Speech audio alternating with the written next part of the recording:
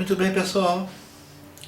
Hoje, dando continuidade ao nosso estudo de informática para iniciantes, com didática voltada para a terceira ou melhor idade, nós vamos falar hoje sobre uma coisa que traz ainda muita dificuldade para algumas pessoas, que são os arquivos. Quando nós falamos a palavra arquivo em sala de aula com nossos alunos, a primeira coisa que vem na cabeça deles é um objeto de aço com 3 gavetas, onde nós colocamos dentro das gavetas as pastas e dentro das pastas colocamos os nossos documentos. Essa é a noção que nós temos de arquivo, que vem na cabeça dos alunos, não poderia ser diferente. Em informática, nós temos uma outra definição de arquivo, né? Arquivo é um conjunto de informações, né, nomeadas, armazenadas e organizadas em uma mídia de armazenamento de dados. Essa é a definição correta de arquivos. Traduzindo assim para o nosso dia a dia, é o seguinte: aquilo que você fizer, né, criar, utilizando um software ou utilizando um programa, você gravar e der um nome, esse é um arquivo. Você criou um arquivo. Perfeito? Se você está no editor de textos, você vai criar um arquivo de texto. Se você está no editor de planilhas, você vai criar um arquivo de planilhas. Se você estiver no editor de desenhos ou no editor que você possa trabalhar uma imagem, você está criando um arquivo de imagem. Não é mesmo? O interessante, sabe o que é, gente? É que em informática, né, as situações se invertem. Veja bem, eu disse no início desse vídeo que aquele objeto de aço com 3 gavetas que nós chamamos de arquivo, nós colocamos dentro dele as pastas e dentro das pastas nossos documentos. As pastas vão dentro do arquivo, né, e os documentos nossos vão dentro da pasta. Em informática, os arquivos vão dentro das pastas. Essa inversão de conceitos, né, e definições é que faz com que aqueles que estão começando agora, estão iniciando, fiquem um pouco assim confusos, né? E nós estamos aqui justamente, né, para poder acabar com essas pequenas dúvidas, né, que muitas vezes seguram e atrasam o nosso aprendizado. As pastas onde nós colocamos, né, os nossos arquivos, olha que interessante, né, dentro, também são chamadas de diretórios. Há mais tempo, né, não existiam as pastinhas, não existia ainda a parte gráfica, então tudo era um diretório, era uma barra diretório. Depois, com o advento, assim, a vinda, né, da parte gráfica, né, junto com o Windows e outros programas, foi criadas as pastinhas. E aí nós passamos a chamar de pastas, mas o nome também, diretórios, também cabe, tá ok?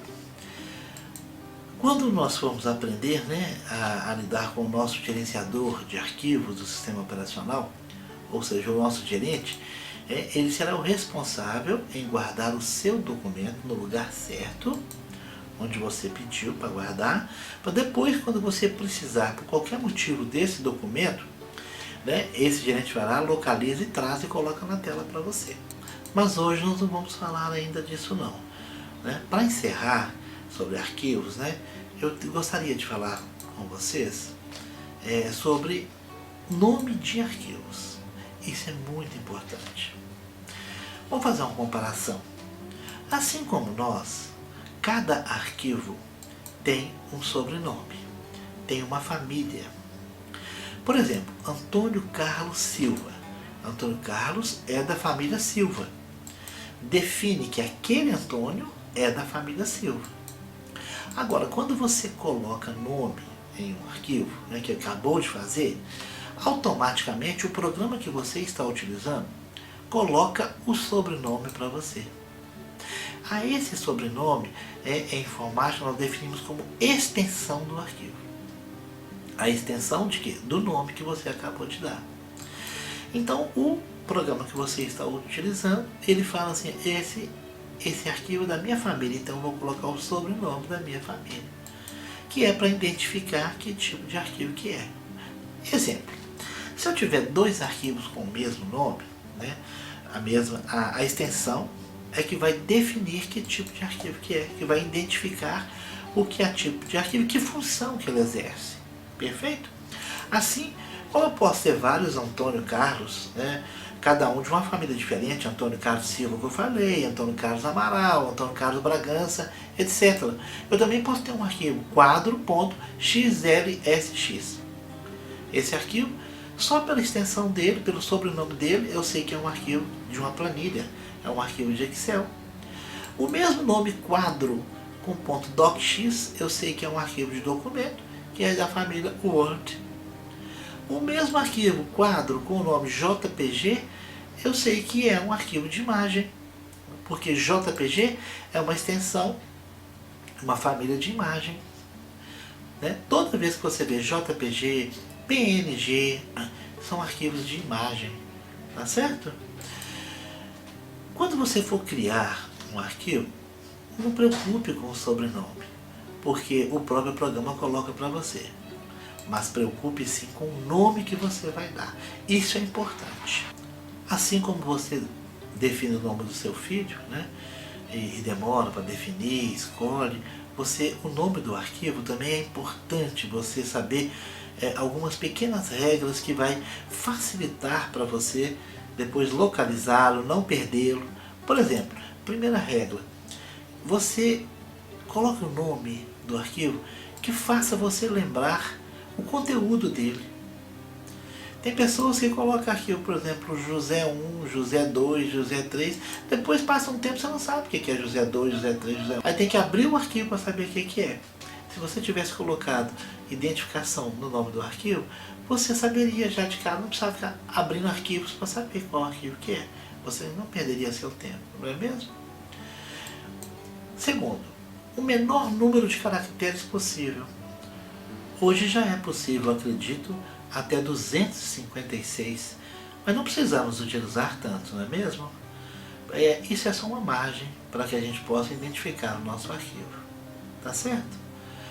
A terceira dica que eu tenho para dar é não colocar caracteres especiais, sabe? Não colocar acentuação, não colocar pontuação, tracinho, né? E não deixar espaço em branco também. Quando você tiver que separar nome de arquivo, separe com sublinhado. Sublinhado é um caractere especial permitido pelos programas, o kernel de cada programa. Isso nós vamos ver mais tarde, tá bom? Mas se tiver que separar nome de arquivo, não puder colocar tudo junto, use o sublinhado. Há mais tempo a gente perdia muitos arquivos por causa desses detalhes. Acredito que hoje não percamos tanto arquivo assim, mas é bom evitar, tá certo? Hoje nós vamos ficar por aqui, mas ainda falaremos muito sobre isso no decorrer de nosso estudo e curso, porque a teoria é muito importante, mas colocar em prática é muito mais. Muito obrigado por estar conosco, por continuar conosco, e que Jesus Cristo seja a luz do caminho de cada um.